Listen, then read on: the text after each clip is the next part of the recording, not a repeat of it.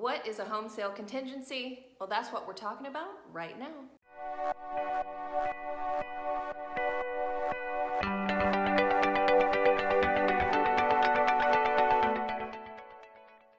Hey guys, Kathleen Carmical again, and welcome back to my channel.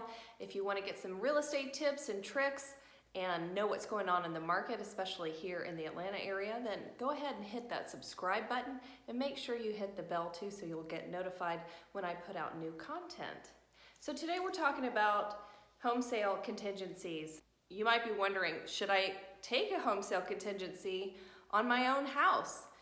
And this really is true to my situation right now because I've got some sellers that are going through this exact situation, and I wanted to kind of give you an idea of what a contingency is and when you should take one. First, what is a home sale contingency? Of course, if you've ever sold a home before, you're probably familiar with other contingencies like financing. Those are very normal and very standard. But recently we're starting to get back into home sale contingencies.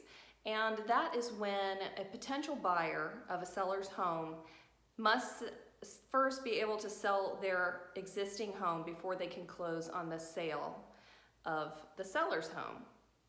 And so the deal is contingent upon the successful transaction of their original home.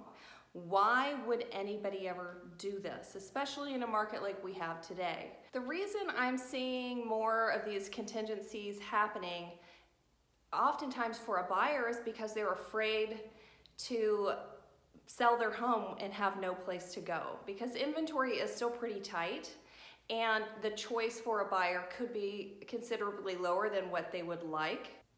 They are afraid that if they sell their existing home that they're living in, then they will be between a rock and a hard place and they'll have nowhere to go. Other times that they just might not be able to get financing without the equity that they've built up in their existing home. And so they need to sell that, pull that equity out, put down on their new place. Why would a seller consider taking a contingency offer? Well, here's what I think you should do if you're ever considering taking a contingency offer for your house. Number one, you need to make sure that the contingency offer you accept includes a kick-out provision. What is a contingency with a kick-out? Well, I'm going to do another video and I'm going to link that above.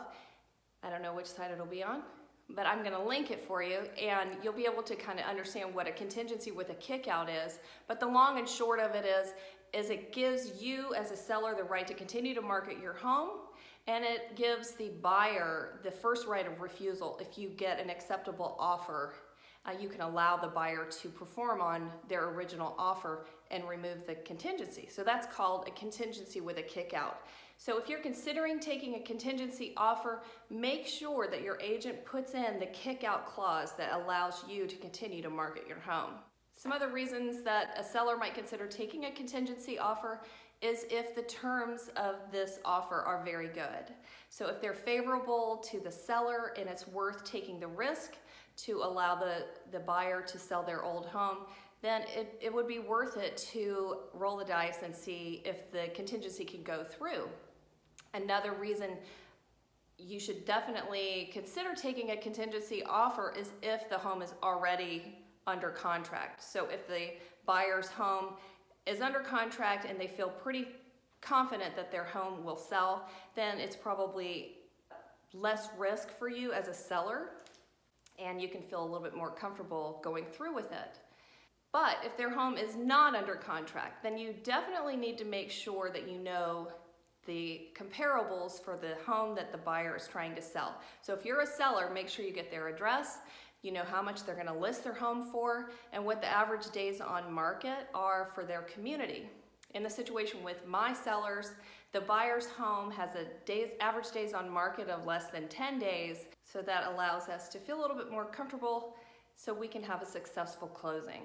Last but not least, I would make sure that you know who the agent is that's going to be listing and marketing and selling the home of the buyer. In the situation with my sellers, I actually know this agent. I think she's a fantastic agent. I have full confidence that she can market and sell and get my sellers to the closing table with her buyers. So that gives us an extra layer of comfort, and make sure you know that the agent that you're working with and considering taking the contingency offer is a professional and knows what they're doing. So that's the quick and dirty on what is a contingency offer. I think that they're sometimes worth the risk, but every situation is different. So make sure that you know what you're up against and know all of the facts before you accept one. If you're in the Atlanta area and you're looking for a real estate agent or looking to talk about selling your home, I'd love to talk to you. Please reach out to me.